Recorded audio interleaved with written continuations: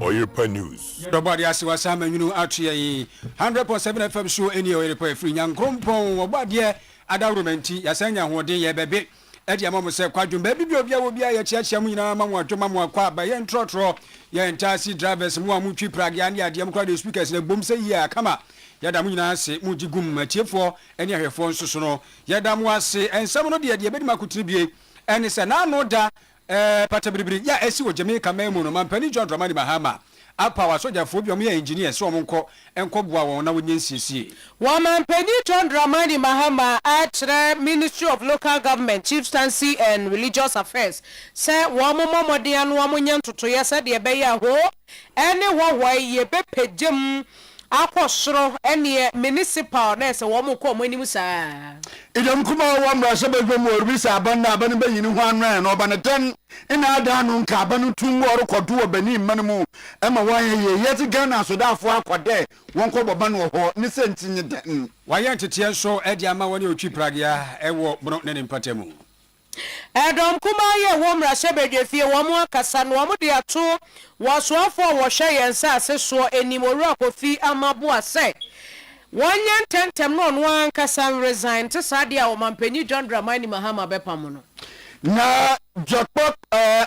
jokokpa ena agbuvenu ende ena waresrante enkrampuni mantem so afu yi impuntu bo ye pa efieli enya jokokpo ye abusia na chase eno no na kusase ena afi mamprusi se sem no anso no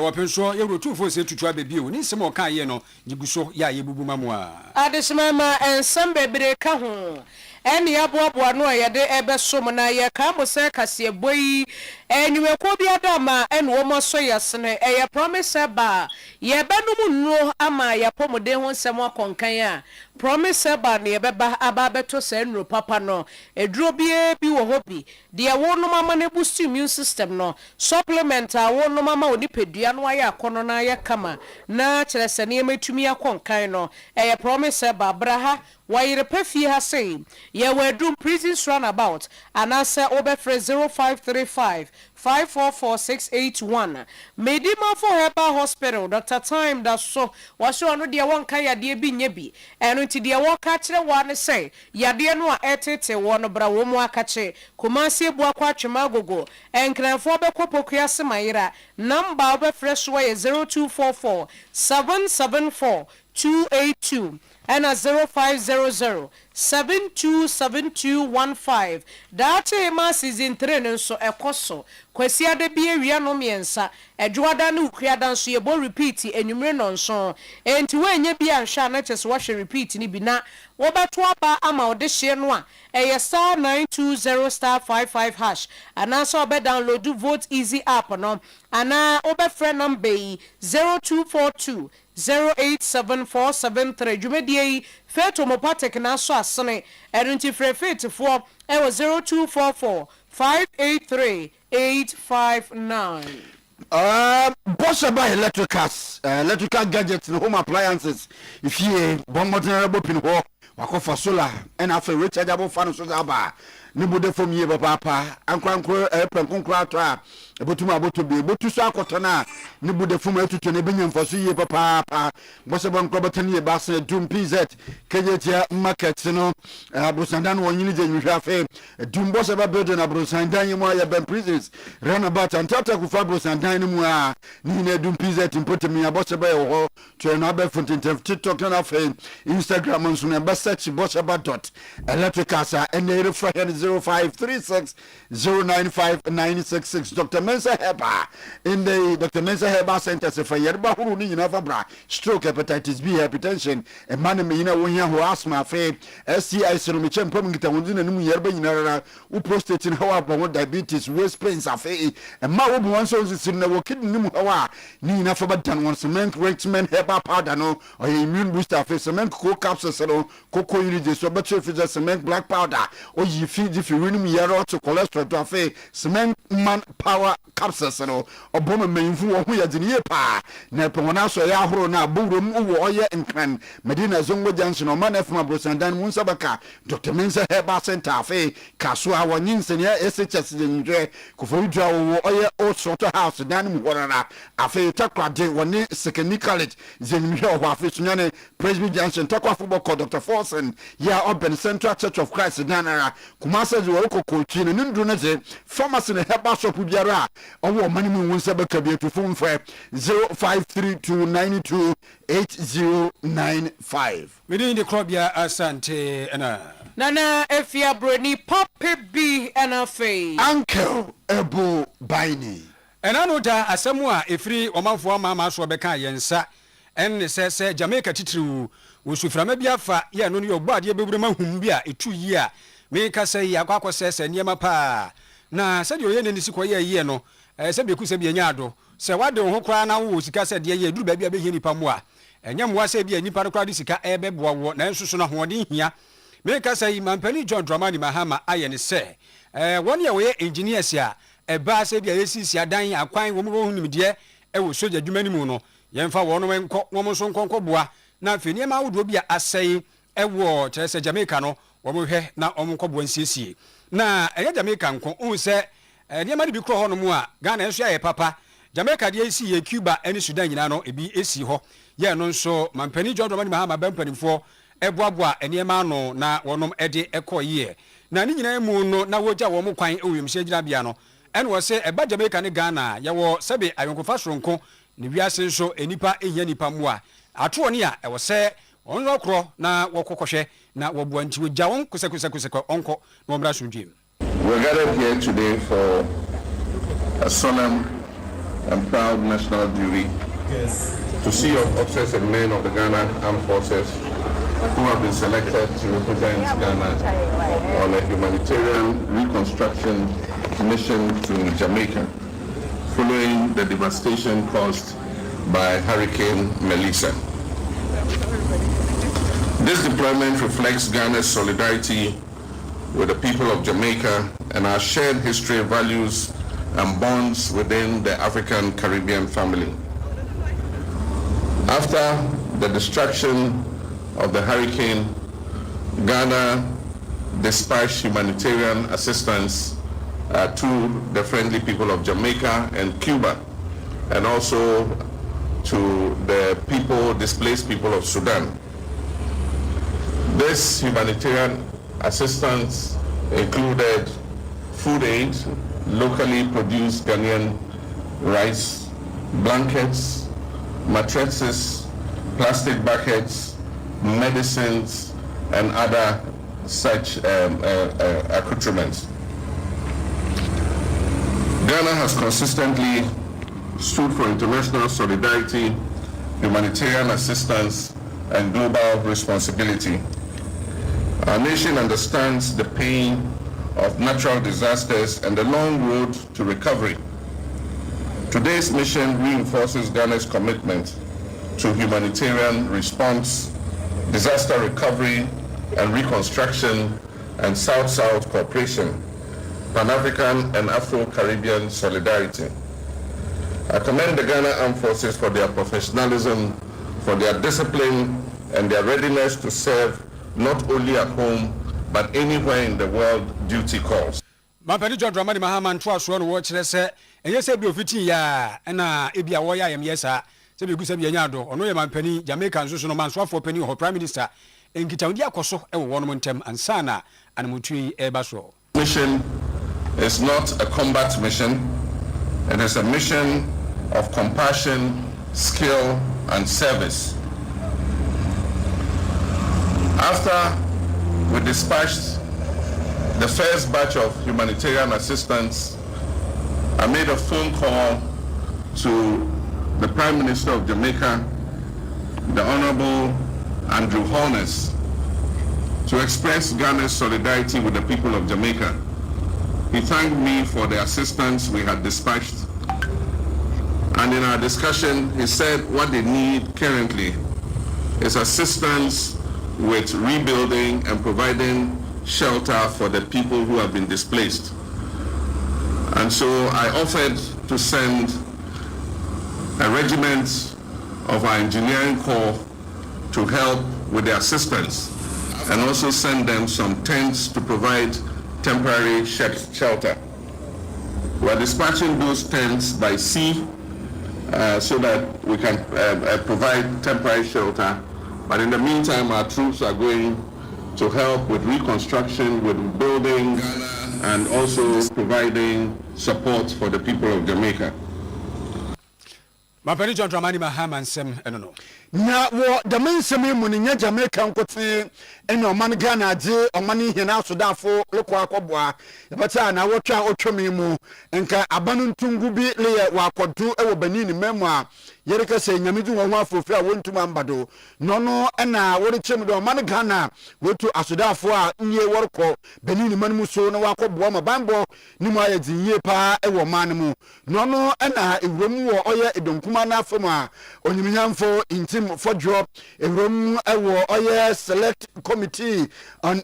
defense and interior oye ranking member na oribisa opanyina orohwechi defense ministry onyimnyamfo atoforsen na afi osafo a ono no hwe Ghana na mahoro do nsamdo mekye onyimnyamfo okujeto abrakwode aban ebade ntire wesi da miginan de oje asoda aforo kwa koboa Benin manmu na afi Jamaica manmu nkambremu nko de oyi parliament asutire na ibade nti na aban wambo parliament abanzan wamma gitumenfi parliament ansana wotu dem anamon no wori kiremu no onyamfo ntim fodwo o kiremu dey. Leadership crisis at Ministry of Defense. If not for this leadership crisis, we would not see some of these misplaced decisions being taken, because the rationale is questionable. Why deploy soldiers to Benin when everybody in this sub-region is aware of the misgovernance that have plunged, a president seeking unduly term extension and other things that did not augur well for good governance, all culminating in the sad situation in Benin. And so we want to urge them to expend our resources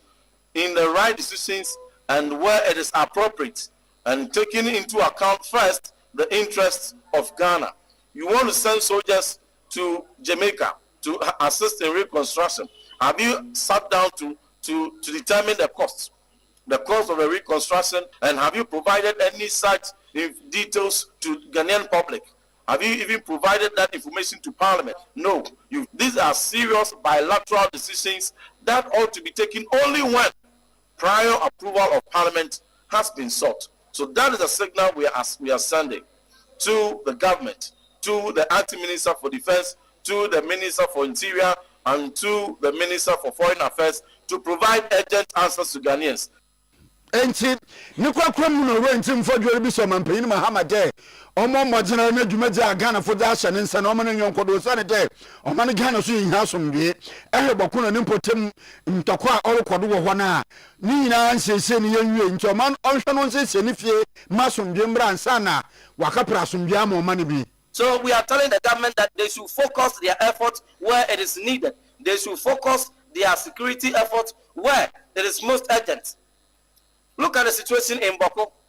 Even after the Utumfo mediation, things have still not calmed. And we are still urgent calm in Boko. If we are still urgent calm in Boko, it's Accra High Street in front of Accra High Court. Are these places the flashpoints? If you want to show force to deter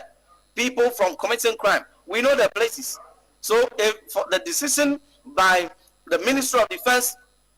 and the decision by Ministry of Interior combined to show force on innocent streets is most bizarre. It is complete waste of resources. Has not achieved any purpose, and I do not think there was any objective at all that was right. It was misplaced. We are urging them to take decisions that will ensure Ghana gets restored to the days where we were second most peaceful in Africa. And today, we are somewhere very far. We are about 7th now. 7th, according to Global Peace Index. To return us to the days where we were 38th most peaceful in the world. Today, we are 61st in the world. And so we think that their actions are misplaced. And we are urging them to take the right decisions. Sending troops. When your own country is boiling, you are sending troops elsewhere. Onyumunyanfo interim for your ranking member, Defense and Interior Committee, Ninja Enieti. And yeah, so from the Arches Oxygen City Housing Project, Nebeshas, no, a war from Montemu Voter Region. Now, one woman, Penny John Dramani Mahama, dear Sonny Bo from Yan was say, Market a year Ministry of Local Government, Chieftaincy and Religious Affairs to say, ho, anyone, was say, ye pejim, Caneno, Anase, Primpri. Wamu ye Mensi district na wapese ye pejim edeko metropolitan esanse kurono emu ebie enu nti wase ye ma wonu mu saa eye enhyehyɛ no enu nti wo kyerɛ mu a wogidi sɛ waka ne sɛ no asoye no bɛhwɛ na wo mu atoto niema aye ne ntentem no mampani kyerɛ mu a ɛka resetting agenda no a wo mu de ye campaign abra ye kwa akoto aba no ɛho enu nti no ɛyade a wobɛhwɛ ama etumi akoso papa. As further good news for the people of Ho, I've directed the Ministry of Local Government to put into process the arrangements to upgrade Ho into a metropolitan assembly.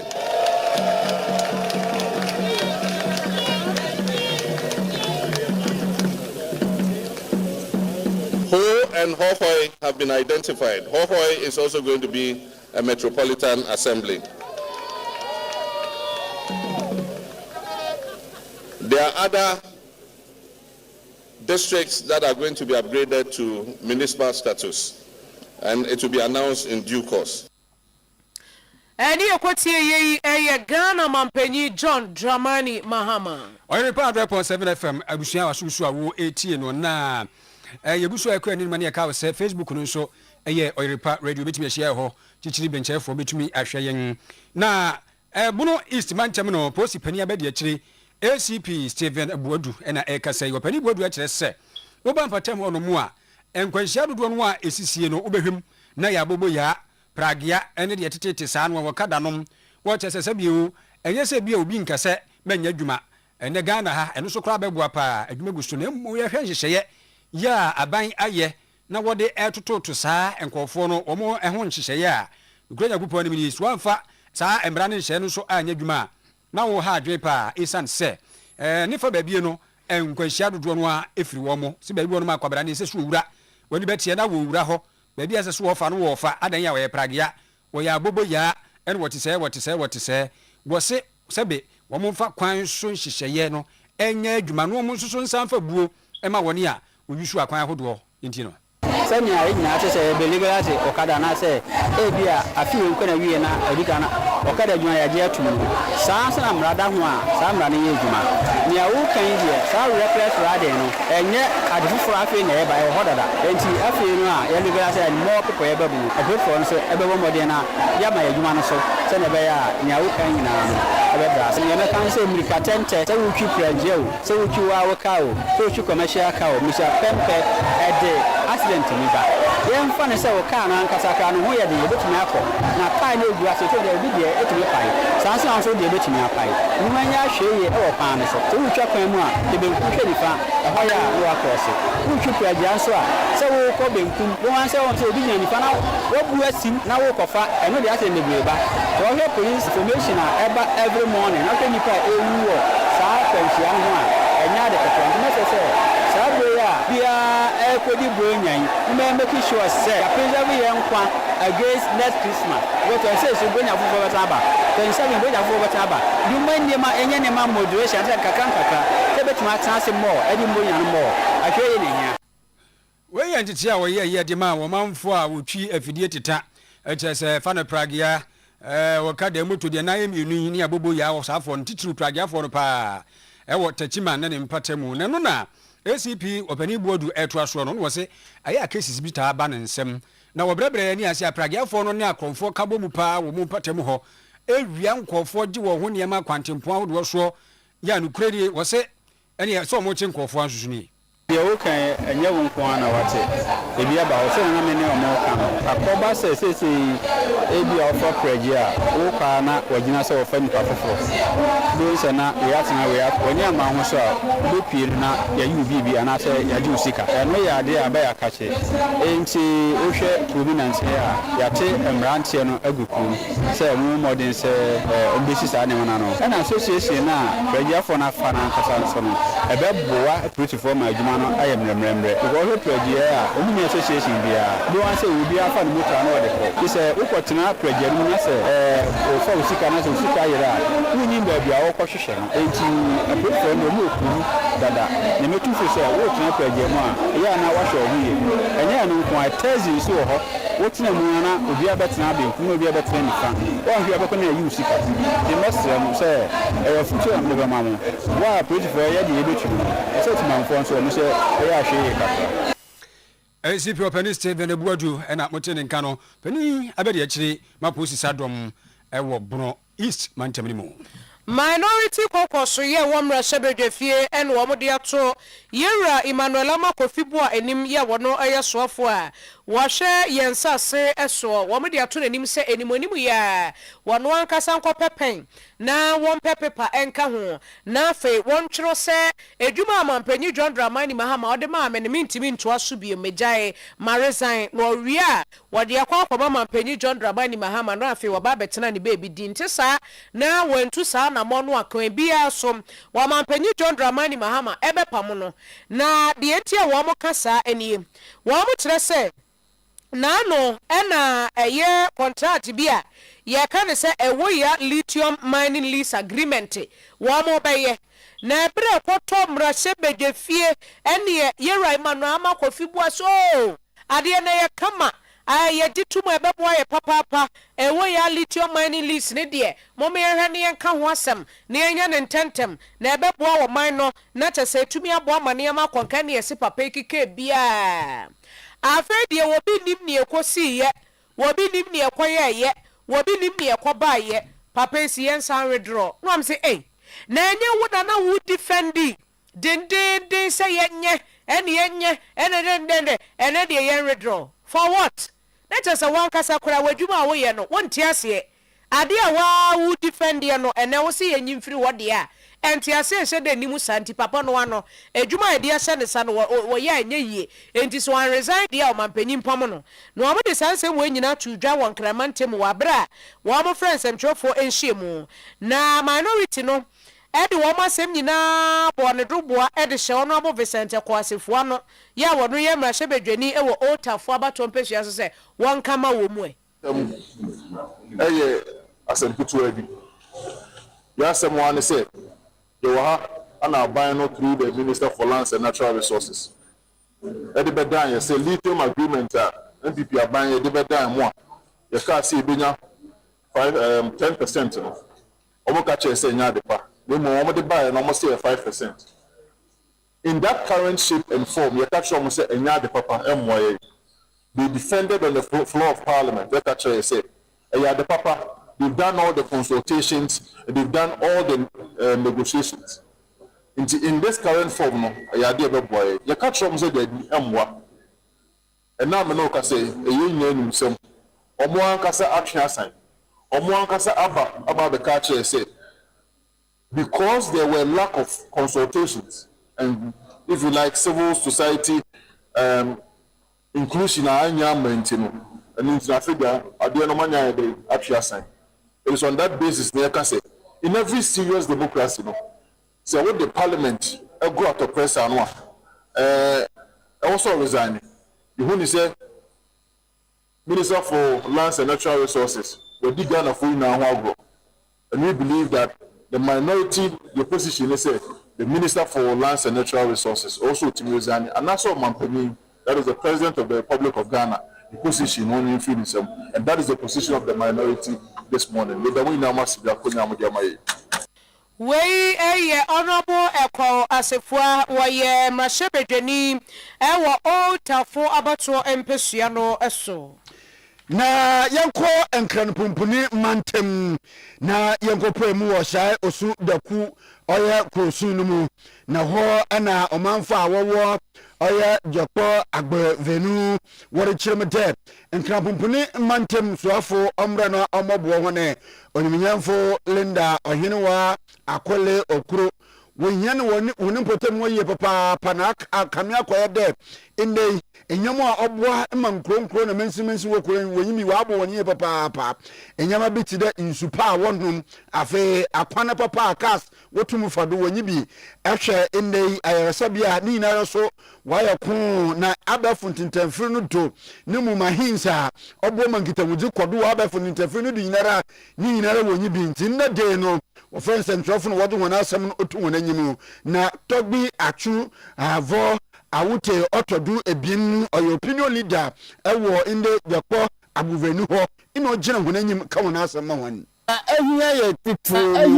titru ye befre ye nua ye mami ye sister ye bibia onwani minister onwani ebi Linda Okulu honorable ye power chose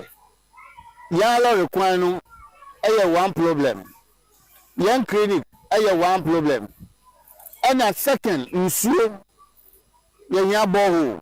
any your night work any your clinic no I know there me boss was about you your boy yes no say blabe boy na yen wie na yen so ye hunto be da wase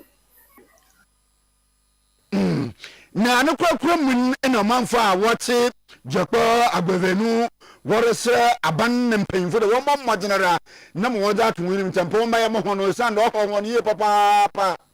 enti yesre aban eni MP so munye ye moa se de be ya yensu ye betumi anya clinic na yensu yafa yanya ye fa ahodie enti yesre omomoa ye Abunava Nami hospital na mi ochinya ha mi network ya mala nyonyo na mu mi amoyo na se bi mi osoro mala dwomo na vio jedo na la yoyo network mala nyonyo mo ko na be mi le hikam eta mi le kuku dena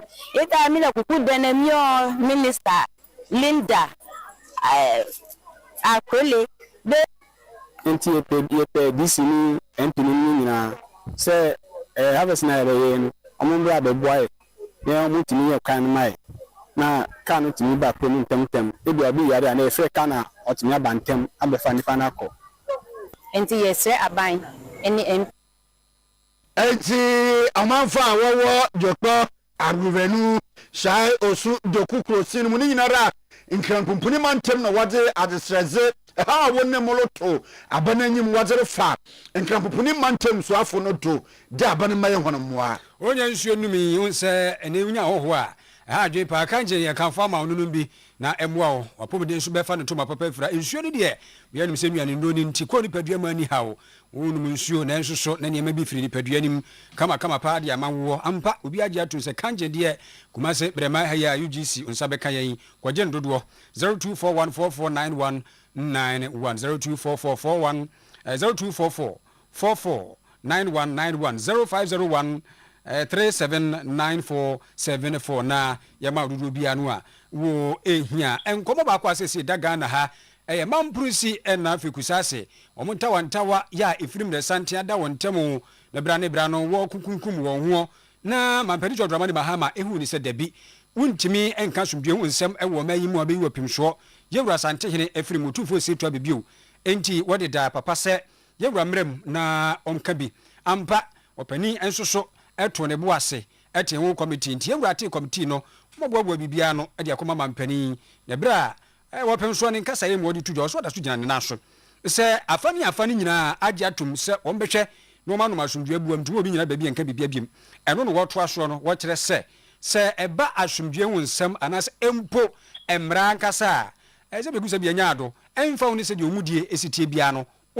omro mra so na saa na moyi a woni ne committee etue no yese bia nananom nkwa ne da wonu mabam se yewura nkwa na gisi ne bo ne committee da bi efri kwampo nche mere so ache amamra constitution ewum saa nso ena wo hwe no Supreme Court wa ɛhɔ na ɛkɔ to batan ya Ghana ha sɛm bia kokotwa hɔ no a ɛnso so da wan bam bi ɛno nti nyɛ sɛ bia wɔn ko a na mo otuo no ɛyɛ ade pa a ɛdi so anso so ne asomdwie ɛbɛba. After meeting the various chiefs of the towns and communities affected by the withdrawal of recognition following the implementation of the Governor General's White Paper in 1957 on the recommendations of the Afari Committee, the withdrawal of the recognition occasioned by the NLC Decree 112 and PNDC Law 75, have come to the conclusion that there has been significant reconciliation among the various Kosasis and Mamprusis in all the other towns. Boko was mentioned in the proposed terms of settlement of the Nairi as one of the towns that the Mamprusi wanted to be given to the Nairi. Unfortunately, the law as it stands now makes Asigri Abu Asoka the lawful chief of Boko, and so it is impossible legally to do any such thing in this mediation exercise. On the question of Boko town, I have taken the position that the established tradition since 1931 thereabout is that the person who is Bokunaba has the entire Kusasi area. By law and the declaration of the Supreme Court of Ghana, Asigri Abugrago Azoka is a Bokunaba, and there cannot be any rival residing in Boko claiming otherwise. I have impressed upon my brother the Nairi to accept that recognition by law in appreciation of the enduring brotherhood that has existed between our two kingdoms in order to ensure lasting peace and eliminate the national and international security threats that my brother himself is so concerned about. I have been candid with my brother the Nairi that the purported enskinment of Mr. Seydou Abagari as Bokunaba cannot stand. I believe my brother the Nairi has come to terms with the difficulties that will pose to achieving lasting peace which he desires. Enti ni nyina ya asomdwe wo nsem opem so e rotufo se twa bebio na mote no enka no nti okasi so edua prekope ze Jogran maba Asigri Abubrago ya otoso mienu Azoka saka ne din ho na woye Boko hina nkasa onmom kru ya na faransa asene susu nyina no a woda wonma hen ano se ohin popopo e wo nanata nkunya asase so nti se de etie no a eno no ejire komo bia beba bia no ene yewura akasa wi eno no yeto aso. Awofo ya womo mako school e St. Francis B Primary School ye wo techiman Buru East Mantam no emu en womo di adesrede ma asoye hwe enwomesua ensem so se womo nyententem emre emeka womo asem ema womo sanse womo kiremu a Madam Kwaten wono eneye headmistress wo school mu ho na maami wo ha esenkura no womo de ka 2.5 obi an kofie nkwagimra Twede bia 2.8 akure bia nkwade maame ho anane papa nkwaje mbra na ofori chese sika no so kura headmistress man kwada no ebetua no wo mudimu adekode pote no ane se wo bia nkwaje sika mbra ena nkwada no di se sika na nso ba se ne ade no de de koye no akra de bank a odi hu receipt de ma no enso so awofo ni kiremu a receipt nso so a eni ho eno ane se nkwada no ebeji sika no ede bre wo mu anasa headmaster no na eno no wo mu kiremu se wo mu ntiase nti wo mu srese aban enka bi ma wo mu anasa enwomesua so ye no emeka bi ma wo mu nhwehwemu die nti a headmistress oda St. Francis B Primary School ano eti nkwada no 2.5 any 2.8 akwada bi wo school ho bia etua sa sika ni bi nka ho omu kan say finka on tin say wo bo I'm so okay. And the more quiet because I bring say as I'm like a shaman so mama don't be entrance exams. Say almost acceptable. You know the forms. I'm on the forms so the way they picture account the coin. Was entrance fee 250 Ghana cedis. What? And we do the coin or the form coin. Yes account. But we do feel the form say to am find the uncle. So we want a partner or say headmistress necessary I'm finding forms number we permit is one of also so cell phones we ignore some can never so I never continue and see I can say I have me I'm the sound and tell continue now first I just apologize because when you say yeah feelings my watch me now some girls it's the same also so we can say scam because them sorry see as them were doing there's no receipt Sam PROMOTIONAL, no receipt bia. Then okay, I pay the money. I call headmistress. Madam Fere Akolana is so back here. Any say and I see Madam Ayina. and I'm a friend of mine, and I am a school on. If we found out here or an average and Miss O, one day, one share now, I'm out, a pan of show on TRC. If for crabbing crab one, many, Madam said, I'll sit down, and about any make up school for the mouth along. Some members sat down no more money. Until I buy and say, the woman up class 4. No, see, David. Class 4, and there was a man on Monday. She was some question on the name. No, Thomas Adams, so I say. I saw what my bed 3 times. Tell me, from my will, every 2 minutes, say, and a cool. Some say, I review all the read party. I saw what class 3 in the and I won't pay me, she and maybe I walk on bad the anticipation. Hey! Papa was it, Madam Natata, ne Banwa Makurana Canane 2.8 into a Makurani Quinin. Akurana Canane more 3 times into a Sakurani Pebe Vintan or Uncle Shea Juma. Only 2.8 ni 2.5. They be order Bakoma headmistress. Way a for 1 more hour tetima ye waburu East Mantemo, 1 more Echo School, St. Francis a B primary school, and Waboka say na. Yeah, say yane Madam Gifty Quate, headmistress na. What did this come on Quadano one? They say any din come Bono, my miss, Menkasa or Bonamotum gong was one casada. And yes, you won't casayate. And here call or 782. Deputy Regional Director of Education, Ewapuro East Mantamuho. And the new one who could you come on was saying I complain in the Abapa, who for not baho, Abaye complain of Fama, me who face Sikano. And in one more committee, ya womo baye shishimu. There's going to have any right to serve in Japanese. We don't take in that. We are going to set up a committee today. It's the right way. We receive the information. We're going to and make sure the right way. Way a Deputy Regional Director of Education, Bono East Region, Ora Stephen Edu. Yanko MPP amanyo kunu wana so ye na abetifi mrashe begomni Dr. Brian Champo ene de ojo kokobo ezerma onyumyamfo Kennedy akompreku Japan die papa pade Kennedy abomagina ni nyahoshado na Brian Champo lichemde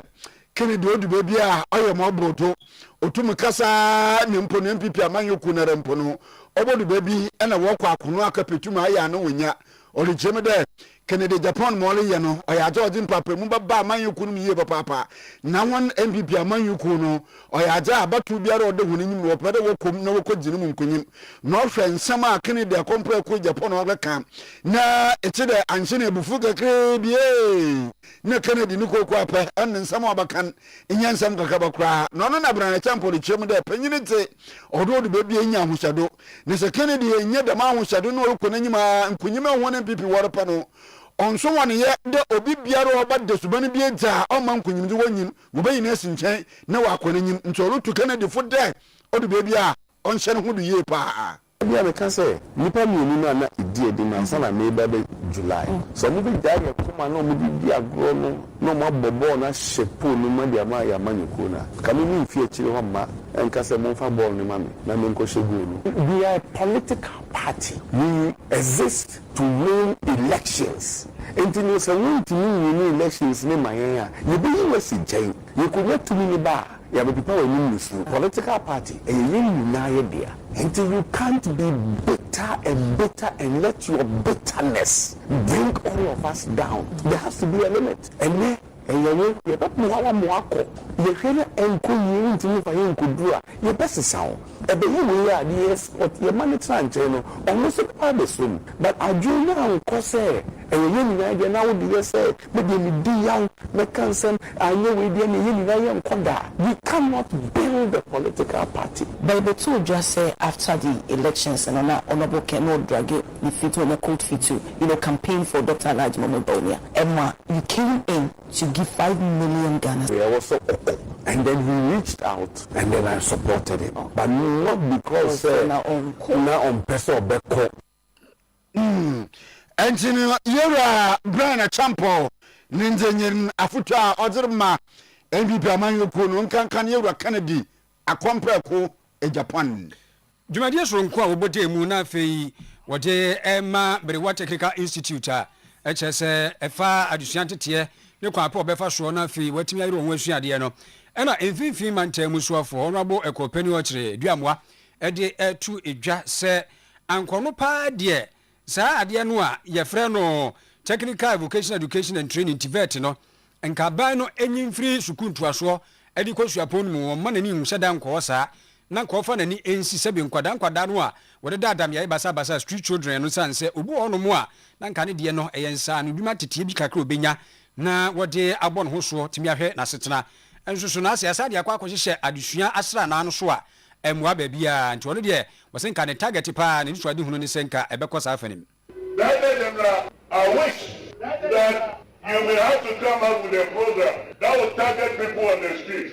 who have no English, math, and science background. Because I know of people who have not been in school who can actually service Lampusa. Because still, the master craftsman can be there to tell them that fix this here, fix this here. When they know that, they will do and the engineer will come and test it. I'm praying that we do not get to a level where when you are coming to a school, technical school, and that they will have to ask you English, math, and science. That is also truncating the forward march of our students. How can you determine the strength of a young child, the capacity of a young child in mathematics when he's just about 13 years? If somebody is unable to pass mathematics at DECE, we think that person is no good. Enti wapeni ya kopeni ochire na motiru wenkan 5 man temu suafo na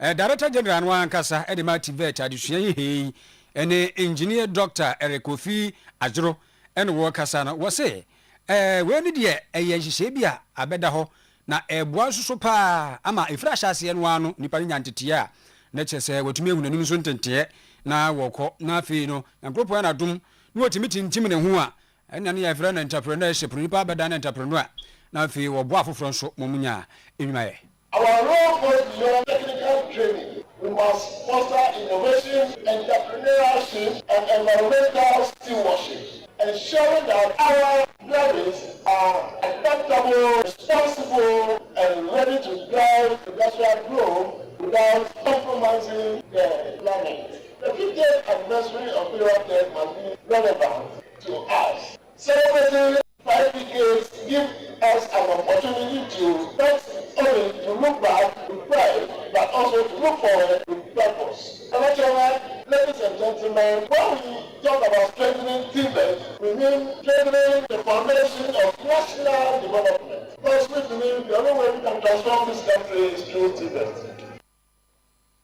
Tarek Kofi Azro ewie no na engineer Samuel Kwashi Amegbo ono so na ye sukuu no pani Berewa Technical Institute na wo kire se esei obi ahwe so obetumi atretane mpewa mu nti sukuu no so aban entwa ni emehwe na wonom wo mo ene ma bi om hia. TVET Institute has increased by nearly 193% since 2020, reflecting the government's strengthened commitment to skill development and industry growth. As a result, enrollment at PROMOTIONAL has also risen dramatically from an annual average enrollment of 380 learners from 2010 to 2020 to an average enrollment of 675 from 2021 to 2024, constituting 177% increment. Multiple facilities, which include the following: insufficient classroom blocks, leading to congestion and ineffective teaching and learning, inadequate dormitory facilities affecting learners' accommodation and safety, insufficient staff accommodation on campus, lack of assembly hall. Entina enono engineer Kwashi Amegbo. Na yensan ko boko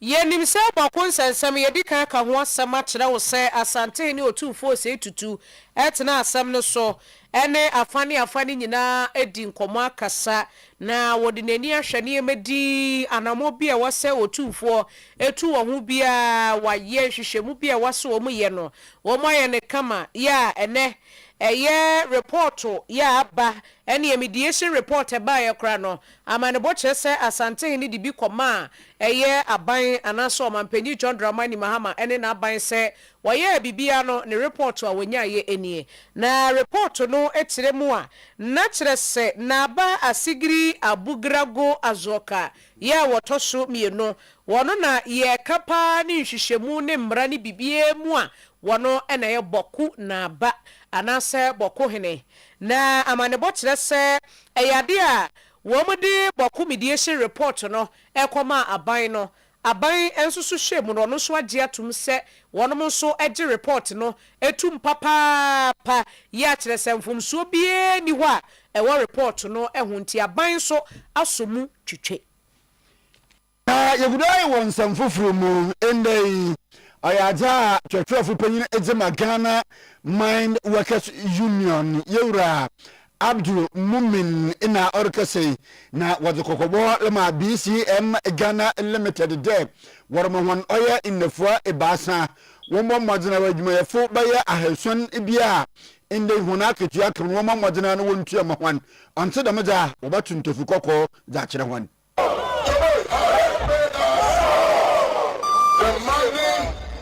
the redundancy, the end of contract benefit is our sweat, is our blood. We work for it, and for that matter, every penny must be paid to us.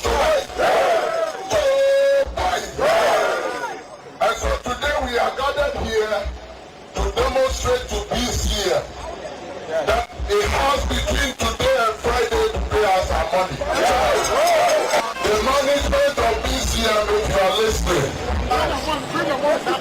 notice is served and notice is hereby served.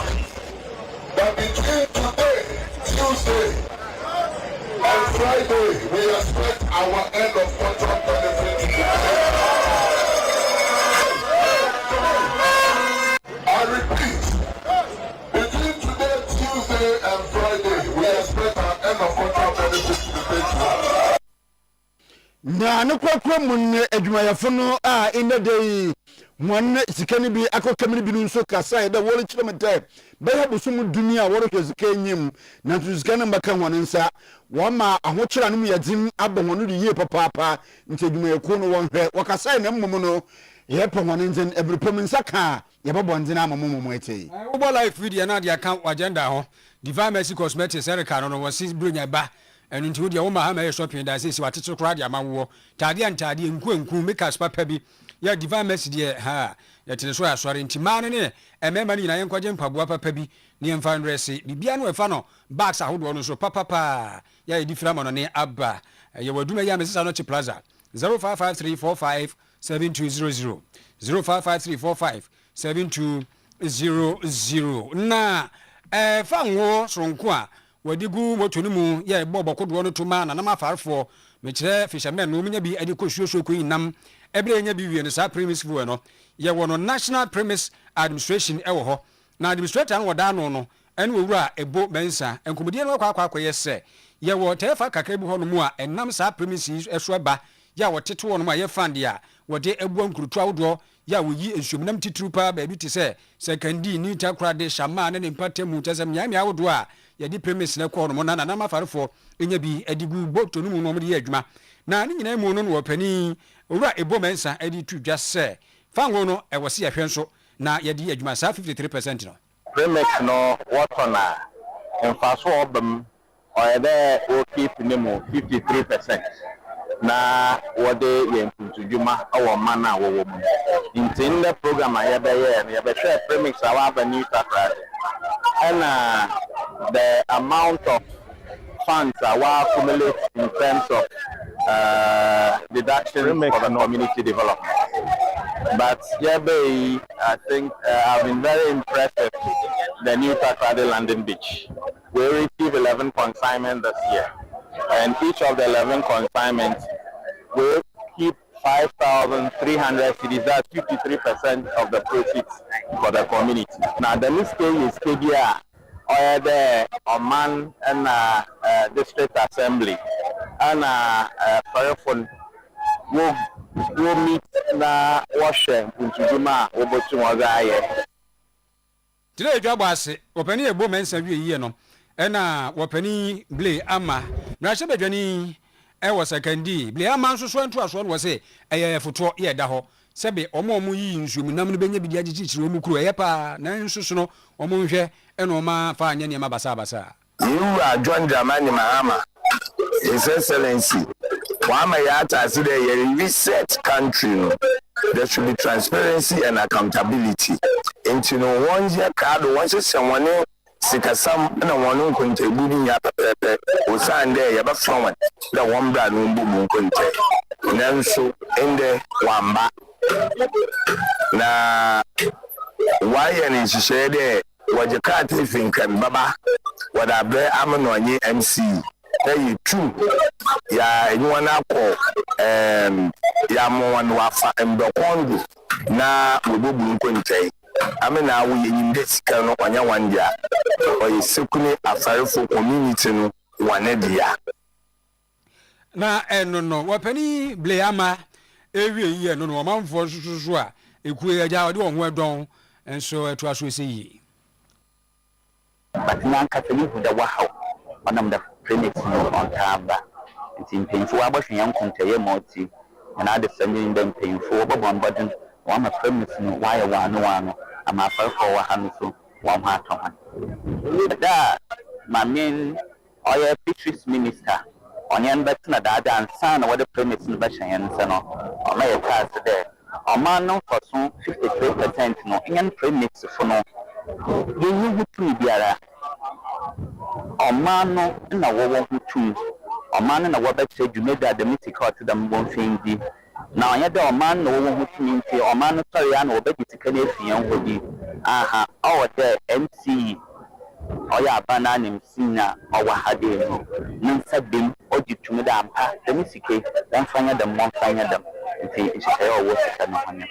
enkomo we nyina efri chese mfimfim fem na ebeka yensa chese atoyema ntemu kura western region yento aso wapeni wada achim ankasi jedem ano ewetiwa is municipality poyema ntemu eye ora Moses tabi na papaya kasa edi atudwa kire mu se emebunu ya mo achim ankasi jedem no bronya na enya ba nyame ya adobo na watwe ebesi mu na eze bronya no adie ye wase ukodi bronya na adi ni yie se bidi ni nyansem enkononom wi ni cocaine niema tantantan basa fe social media na anam so na se bi wo keka nkwase asem ene ebedi bronya ni bewie na ada prison unima waka kire wo enti wode afutu ama wo mo se wo mo nya hwe yie papa na wo kire se enubone nom no enya de ebo nipadua wanhwe yie a ebewie kire na wankasa kora no wose wabrabo nyina enso nke bia enkadachi papa bi eda hodomo a etwen wo na yewrei ekasa ye wabra na achim ankasi jedem homecoming de etosumienu ekoso ena wode nsemwe etudwa mbomni promote drug abuse say enya de a ewunya se nipa bi ekaso de ho eden ejim o shall so yes an yamana in the next 5-6 years to come o board no be lusu a ya we ho say we spend a lot of money at that time no be hu na a hospital na se bia sabe much impone ekokosi tie na yehwe ehun so ye make sure say your diet your exercise e betima ye okay ni yehwe ehun free ni mamu ya embo na enfata at the end no ye betima nya peace o bebi ewo ko Christmas the mesre ne say we youth ma woni nda enjoyment the eye edi mo bibia the obey bia because otimi ya vigilant this time around obi be pia kwa boncho be fie no the obey ne say ya poison no in the say aduane na obedi inso na benom drink bi na be take and make sure say on finish ya and so in finish no won da say mu unju hundi na okoko obi edi intime pa chosi pia ko events bi a yenya vigilant yen try as much as possible say pia time e chosi be fie no yem be say be ebusu afon so enkote asembody e wa bontin champion team wei eye ora Moses tebi ni etene nkanon na emaya no a wo so ekọ adwumedie asibie de adesrade ene efutuo ema won mo yonko abaya nom se wo mo hwese won mo besua ensa no dwuma na no so ebeboa wo mu daache ya de pam fo adwuma na yɛbae sɛ yɛba bɛboa program na ɛkɔɔ so wɔ ha nom sɛ no ɛfiri sɛ yɛsua adwuma yi education nso kasa fa drug abuse ne nneɛma a ɛnyɛ papa ɛkɔ so nti ɛsan sɛ yɛmbotae no sɛ yɛbɛboa na saa nneɛma no nyinaa to atwa no yɛte sɛ ɔmo yɛ program no na yɛyɛ ade so nyinaa ne ɔmo bɛba bɛbɛ mu sɛnea ɛbɛyɛ a ɛbɛpam saa nneɛma no nyinaa yɛdɛ ɛfiri hɔ no mu binom wɔ hɔ a ɔmo ankɔ school ɔmo ni sɛ ano adwuma ɔmo ba na yɛ ne ɔmo nyinaa yɛ adwuma na ɛma ne nya kɔ ɛfa ne ho nkɔhyehyɛ nneɛma bɔ ne biara mu a te sɛ bia ɔkɔ no mu nsa anaasɛ dɛn wɔn nyinaa ba bɛgya ne adwumasua na ayɛ kamakama ma obiara ɛsɛ obi biara ɔwɔ abɔnten a ɔnyɛ n'adwene sɛ obɛsua adwuma na ɔni nsa no adwuma sɛ ɔno nso bɛba ne waba bɛsua bi because sɛ wotumi sua na wosua ne yie a ɛbɛboa wɔn nkasa wo daakye Emma ya womo ekopie mo ewo dwumadie yasi ebi Onyunyamfo Frank Anodompre minority chief rep wombrashe begom na Anodompre na orosra amampanyin Excellency John Dramani Mahamadan Tempa onya resafo ne asoafo no onsese wono mu yie papa na enyema bi lokodo wombrashe begom a enya ja otwe kura ose enne aswafo binum a woruhwe nyim de obobom na sebegom na webaji dwuma nsembise bebre na gum sebegom aswafo ahoro woda waba no webayi ano nanso ebre na boson na chere dwumaji bi adwona akase bebi ntine wonyamba ni nara omwa dwumaji nkodo enchine obaya anka swafo biara onya bre mfa ma dwumaji a ono mampanyija ahye nsen onya reshuffle nende onsese ne yeba papa no na impono enka no suafo a ono na ohwe enjiban nnekwa yasam do Dr. Brian Champo na no tumbi de inde ahwe inde mpempra emu suafo ohwe eye ina enjiban sam do onyanfo rekopoko a nsem bi deda oye mmahye begu nko wo de inde obono obeya no nanso ona la watena so eho pen onyimo wo nti eho ye bi giye papa ne sesu nti ina rekopoko ntumban na ni nyina mu no omwo ma mbahye begu dwumaji enkoto entina no do mpagina do chirema mampani ntampa reshuffle nkodo questions the question advertised is being moved the minister in charge of public sector reforms been on the order people for very long time very long time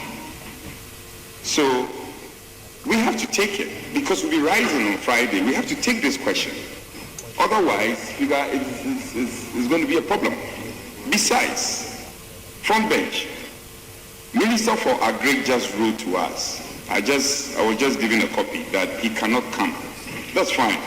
Eric has been a very dutiful person. I won't begrudge him. But his deputy must be here. The president must be watching. The first reshuffle must happen. So that they are Honorable Van der Poel, for instance. He is waiting. He has been lacing his shoe for a very long time. The first reshuffle must happen. Leader, tell the president, the ministers who are not ready to do public business, the president must reshuffle them. Enti aswafo a wonye hona dwene obe yedum mmrase begom ntampa amampani ma haman sesem hono sesem kura Frank Anodompre Adelekezo ensuso eyekuru ewozima isikrusinim atoye mantemu na ena no da ene betu obia se wonum ewo adwumeko bi etufu agudie from Jazz Mining Company manfo bawura wonum de akosia nipa hyehye excavators mfidie ni cheso wo makade ni bidie watwaja atoma hyene se adwuru be manam so akwada bi kura wanya mfie dunan kurabo kan na ma wato ananom ewo nse do na no ena krusi krache ya wo wonzima iskrusi nwe mu ni honorable Herbert Kua Dixon edi atudwa se woni a na mo nsa so masa pata biribiri esi ye ni bia da no obepe kwampo obefa so bekyekire won wodi wagina mara nanimu besi ho no ne ameti ye nyame pesi bi bisa esi besi na wa hwere me kwano ye ma na bi so fo no sebe na lashe omo se me as a municipal chief executive the money be there to me chief na me train police report no mean some police ebeka concerning the anonymous man asking issue the no idea me and why me so I condemn it totally no mo idea me frɛ me man for no say sɛ biribi esi a mama mo mfa mmara no ɛnhyɛ mo nsa they should report to the appropriate authorities mekura no wɔ hɔ biribi ne a wɔmbɛtumi ama maso ate because sɛ mede esi yie sɛ wotumi sɛ security fo no yɛ professional anka de esi yɛ anka ɛnsi enti sɛdeɛ ɛkɔ yɛ wɔ ɛdeleka so ɛwɔ kyɛsɛnsima east kurusi no mu no ɛmu nkɔmmɔ na honorable Herbert Kura Dixon ya ɔyɛ kurusi no krakye mampani MCO hɔ ɛkasa yi yagudaa yɛgyina asante mantem na asante mantem police ɔyɛ anafo atena kase ɛna ende wɔde nsɛm egu nkrataa do wɔle kyɛm dɛ waka kye ɔsoda anyi bi a odi ɔyɛ akogye ho ugwa de ma ende itimamufo na ɔno na wɔde kyerɛ m dɛ a warrant officer class 2 of Ghana Armed Forces ende wakye ne dɛ soma wɔde rebɔ yin dɛ ɔredi ɔyɛ akogye ho ugwa ɛwɔ ɔyɛ asante mantem heyara na WO2 David Kofi Brew wɔde kyerɛ m dɛ asoda adwuma no ɔka ɔyɛ 4th battalion wɔ Kumase mekyerɛ 4BN ɛna wɔde kyerɛ m a wɔkakye ɔyɛ nnɛdɛ ɛberɛ a na non-du mienu abɔ apem mekyerɛ 2:30 PM wɔ Bekwai Shell filling station wɔde kyerɛ m dɛ wɔ asante mantem police anafo atena kasen ɛna wɔn nhwehwɛm kɔhunu dɛ ɔpanyini likɔgyi ɔyɛ nturu hu gua na wɔ ɔboase ne mpotam wɔn dwumadzi a ɔdaara nyim ɛnti no wɔyɛ nhyehyɛ wɔdi ne ntɛntɛnea ɛna ndɛ ɔpanyini a ɔyɛ panyin wɔ anafo mu no regional director ACP Preston Pesa Dakwa ina olikyerem dɛ wɔdidi ɔpanyini ntɛntɛnea na ndɛ ɔkɔpɛ mu wɔ ɔyɛ Bekwai filling station hɔ enti no ɔkɔpɛ mu dɛ ɔliyi ɔyɛ ituru ne gya manyimpa a ɔrotɔ no aman pɛpɛpɛ hey police santan ɛhɛ ne yɛ baabo pɛ wudu ya ɔno nso no wɔlikyerem dɛ nsa ka pɛpɛ yi enyama bia wɔn nsa ka fi ne nkyɛn ɛyɛ TMM 22 assault rifle a wɔload no 99 rounds of ammunition afi 212 rounds magazine and ice rounds GX2 pistol 100 rounds of ammunition and after 12 round magazine ni nara waji finish and will tell me there WO2 David Kofi Brew what to na no no to me there oya itu ina akodi ne hu gwaje weji bia cher papa e wo boase ne mpotem ti wonam de mokwan du there worobo modena dem roba ya asomdwe ena basabaseye ena akromfo godi onkode wa santimanti wo bokoda wa yadwuma na wo za abo mantem yie pa enti na no faith europathic na efre wo ama faith ekire se je se wonyare wo yare nko ade abra ho wate na onsan fa yade no enko o tafri no nketua no a yade mpaibɔ eta wo akire na bibia ye fine no na afi wo na wo sere no yade hye mfidie mpapa bi na mesi stroke ro kura de wato abo ase age ho abasobode ya wotu stroke asese hanwen wo na wo kro no no akire ebia nkwamwa wo fon fibroid ne yare ahodo nyina sese pressure so na mbiem shronko Mr. Faith Homeopathic e wa henema kokobi 18 mu mama Faith no sebra 0246728675 0556272671 na Faith enu ni nkomo partners and pairs and chena no program no de beba so ma me was partners and pairs intina chese yankropo ya domu a kwa wasina ame ba konso wasina na kro bia ne no ye ba ye ni ya yin be ba ho ye pairs no am say pairs be eno de ahia wasina sa mo say ye mfa pairs mra kra no mo no ho ntinka me ba bia me ntia no na am say da bi o Mame, what your brana ba beti ase. Nti we your partners and pairs. Aha, ye kire do. Ai ye ko fefe ho adwene. Abafo wom nkwan soso anase bia wono dware bia mutumi eba kama pa. Pastor Patricia Morganishon and Bishop Dr. Stephen Tufo. Emre no nu pepepe ne de atata Mikado hade ye bia ufiri bia dum fifi pe. O so pe Mikado e be kire Oyerepa se ye fefe na mienu no ya mo ye mienu amoba ne de. Oba ne be ma wo. Anu ye 500 wo nkwan so a 300 cities ibididi benonom kama na afi twitwa mfunini oba wo ba hweto so dina we no mane nsu sanso na bema wo Africa costume atimi hye na ebom no ka bo coat bi sa wo suit no no boy na white no bobo time of flying tie beti nkuruma ntina no no eno anso be 0506 044834 0249725017 Any na vacancy obi pe enipa ma oma ba be ye adwuma na when a religious organization a Bible college womo a head office ro Kumase no omo say womo pe administrative secretary and the obetro ama womo na womo hia obi a wo kura first degree and a master's degree a very administration and a related field bia why wabono ni nyina wase wodeba ene wase wo ye obi a eba na Microsoft application nso a wo ye ade wo ho papa ene wati wo so wo pebe ma manka ho wo pebe ma ena afen so de atwato wo say se wo kura sa de ma we nyina kura no a e wase 3 years experience ai wakwaye obi adwuma emfie miensa enya experience uwie a na chese wo de aba ho enti wakwaye obi adwuma enya experience bia ena adwuma no e bia wonye biom no omo se sankrofo no ene wo hia na wo se wo ba nso a fa curriculum vitae no CV no fabra obetumi kra dia WhatsApp wo mo nso so e wo 0277 880592 0277 880592 no mo chese last date no e 24th December enti wa